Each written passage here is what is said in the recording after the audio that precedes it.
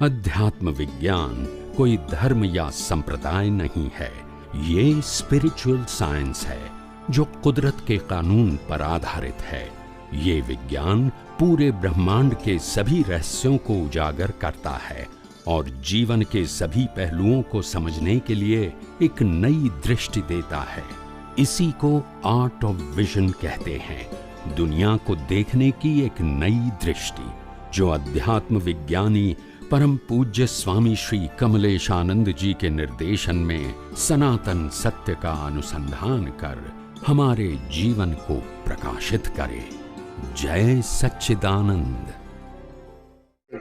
जे गुरु पोते निरंतर पोताना स्वरूपમાં રહેતા હોય અને તમને પણ તમારા જ સ્વરૂપમાં રહેવાનું જ્ઞાન આપે એ સાચા ગુરુ।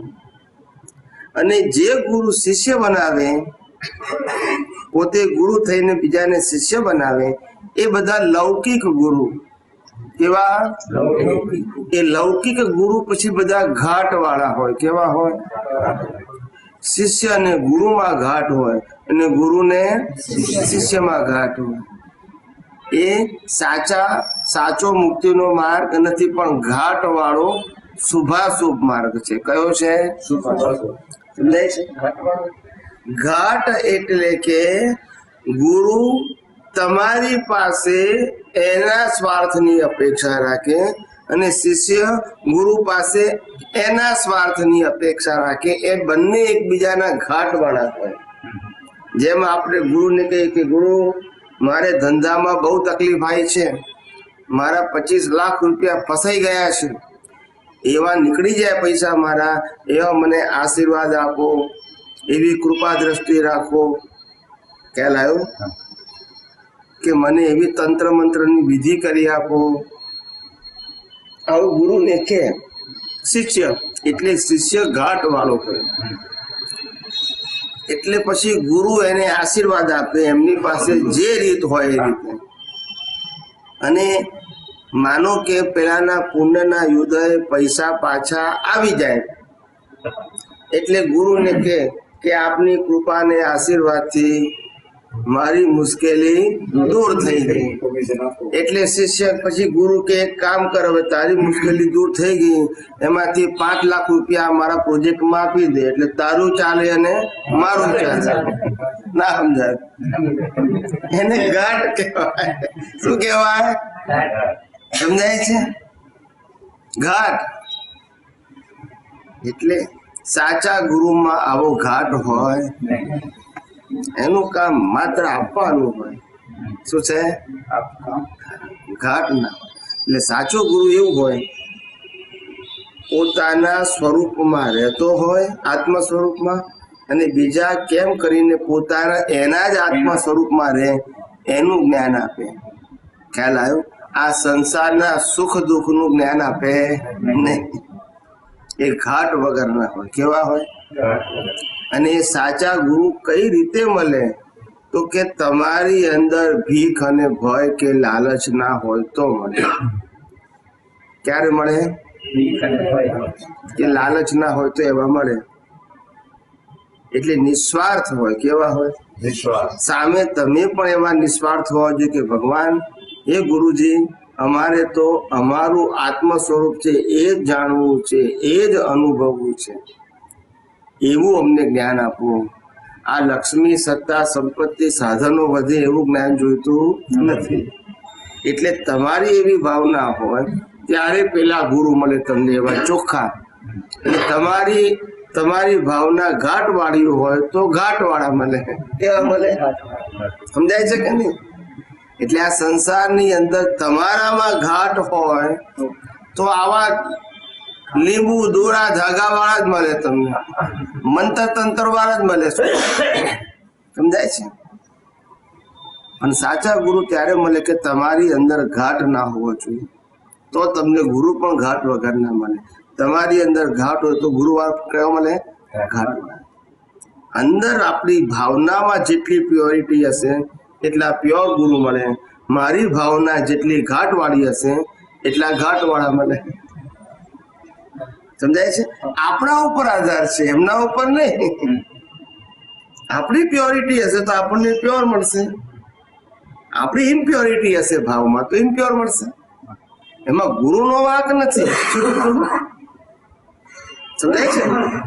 આપણને આપણી ભાવના મુજબ મળે છે. જેવો ભાવ તેવો. અને જો આપણને સાચા ગુરુ મળે જ્ઞાની સ્વરૂપે, અનુભવ જ્ઞાની સ્વરૂપે, તો આપણે આપણા જીવનની અંદર તમામ પ્રકારનું મોહ ત્યજી દેવો જોઈએ. શું કરવો જોઈએ? પણ ભાઈ મોહ કેમ નો તજવો? તો કે મોહ એટલે કે સાધનો, સંપત્તિ અને સંબંધોમાં રહેલી આસક્તિ છોડી દેવી. શું છોડી દેવી? આસક્તિ છોડી દેવી એટલે કે સાધન, સંપત્તિ, સંબંધો અને સત્તાની વેલ્યુ ઝીરો કરી નાખી. પછી આવે કે જાય, રાગ દ્વેષ થાય. આવું અનાસક્ત જ્ઞાન પ્રાપ્ત થાય તો નિવેડો આવે. શું આવે? નહીતર આવે. એટલે ગુરુ કેવા હોવો જોઈએ કે ગુરુ આપણને એના સમકક્ષ બનાવે. શું બનાવે? એ આપણને શિષ્ય ના બનાવવા જોઈએ. શું ના બનાવવા જોઈએ? ગુરુ પણ આત્મામાં રહેતા હોય અને આપણને આત્મામાં રહેવાનું જ જ્ઞાન આપે, ગુરુમાં રહેવાનું જ્ઞાન ના આપે. સમજાય છે મારી વાત? મારી વાત સમજાય છે? આવા નિસ્પૃહી, નિર્લેપ, અસંગ અને સમર્થ ગુરુ, અનુભવી ગુરુ ભેગા થાય તો આપણું કામ થાય. અને ભેગા થાય તો આપણે એમની પાસે અનુકૂળતા પ્રમાણે પૂરેપૂરું જ્ઞાન સમજી લેવું. શું કરવું? ઉપયોગ ગમે ત્યારે કરી, પણ પેલા સમજણ હોય તો ઉપયોગ થાય ને. સમજાય છે કે નહીં? એટલે સમજી લેવું પેલા. શું કીધું? જ્યારે જ્યારે અનુકૂળતા મળે ત્યારે સમજી લેવું આપણે, અને સમય પછી અનુકૂળતા એનો ઉપયોગ કરવાનો, તો આપણને પણ અનુભવ થાય. એમનું અનુભવ જ્ઞાન એ આપણી સમજણ માટે છે. પછી આપણે જ્યારે એનો ઉપયોગ કરીએ તો આપણને પણ અનુભવ થાય. સમજાય છે મારી વાત? સમજાય છે ને? એટલે આવી રીતે આ જ્ઞાની કેવા હોવો જોઈએ? પોતે મુક્ત હોય અને બીજાને મુક્તતાનું ભાન કરાવે તેવા હોય. કેવા હોવા જોઈએ? આ તો દોરડેથી બાંધી દે નીતિ નિયમોના, પછી શું થાય? છૂટે જ નહીં ને. પછી દોરી તો દેખાય પણ નિયમની દોરી દેખાય. સમજાય છે? પછી ચસકી જ ના હાકે. આવું છે. એટલે જ્ઞાની પુરુષ કે છે કે લો ઓફ નેચર એવું કે છે, એક વ્યક્તિ બીજી વ્યક્તિને બાંધે તો એ મુક્ત હોઈ શકે નહીં. શું કીધું? એક વ્યક્તિ બીજી વ્યક્તિને બાંધે તો એ જ મુક્ત ના હોય. મુક્ત પુરુષ કોને કહેવાય? મુક્તિનો દાતા હોય, એ બધાને મુક્ત રાખે, ત્યારે પોતે મુક્ત રહી શકે.